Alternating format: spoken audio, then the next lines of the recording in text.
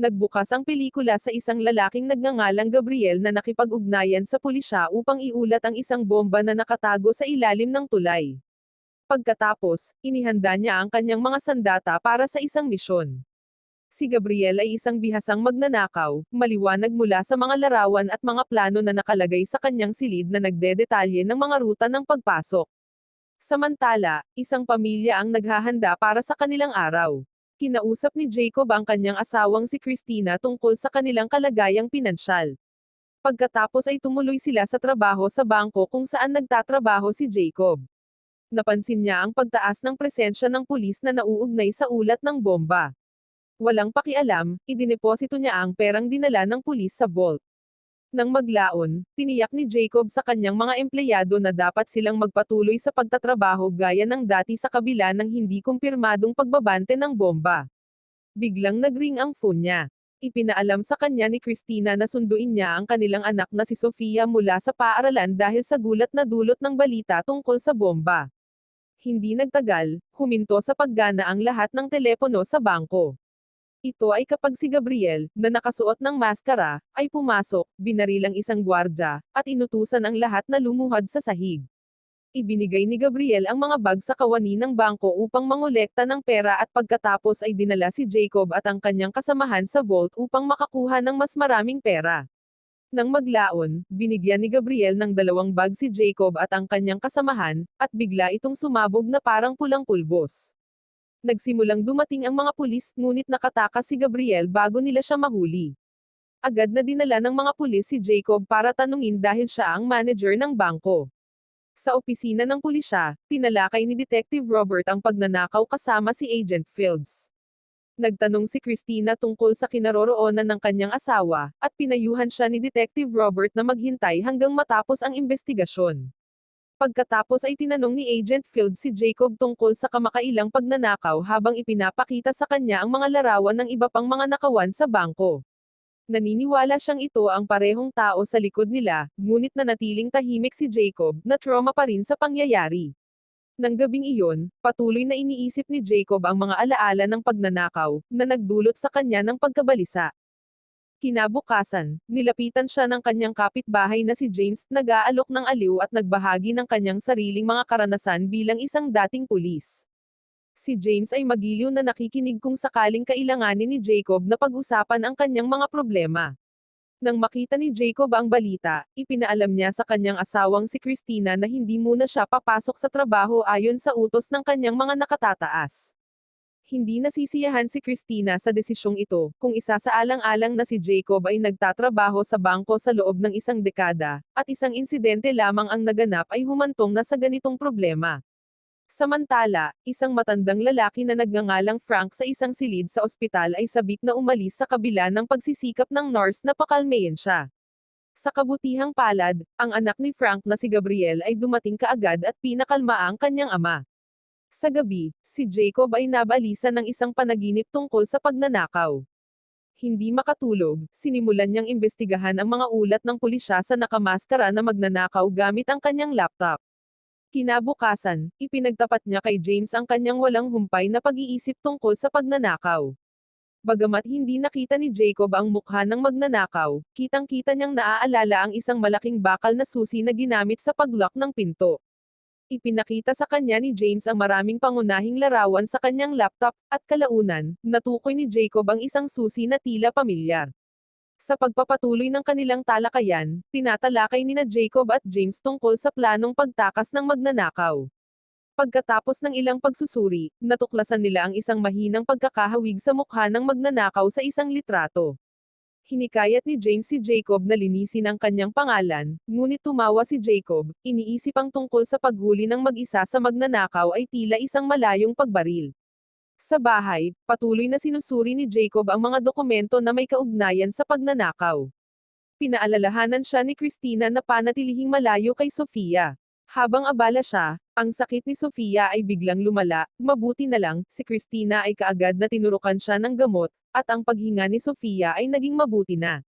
Samantala, namamahala si Gabriel na ihak ang isang password upang ma-unlock ang isang maliit na safe na kumukuha ng signal sa mga telepono.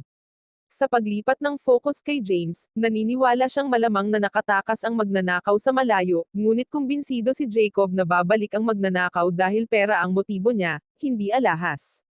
Sa punong tanggapan, nakikita si Gabriel na nagsasanay sa kanyang mga kasanayan sa pagbaril habang sinusubukang basagin ng isang aparato sa paghak ng cellphone. Samantala, nagtutulungan sina Jacob at James upang matukoy ang lokasyon ng susunod na pagnanakaw. Nagpasya si Jacob na imbestigahan ang iba't ibang kahina-hinalang lokasyon at binigyan siya ni James ng radyo para sa komunikasyon. Habang sinusuri ang mga lugar, napansin ni Jacob na may nagbukas ng rolling door sa isang abandonadong gusali, dahilan para tumaas ang kanyang mga hinala. Kaya, pumasok siya sa gusali at napagtanto na ang tao ay si Gabriel, ang magnanakaw. May mga larawan at plano ng pagnanakaw sa dingding na nagpapatunay sa mga hinala ni Jacob. Nag-iipon siya ng ebidensya at nagsimulang subaybayan si Gabriel. Ipinaalam ni Jacob kay James ang address ni Gabriel sa kanyang pagtugis.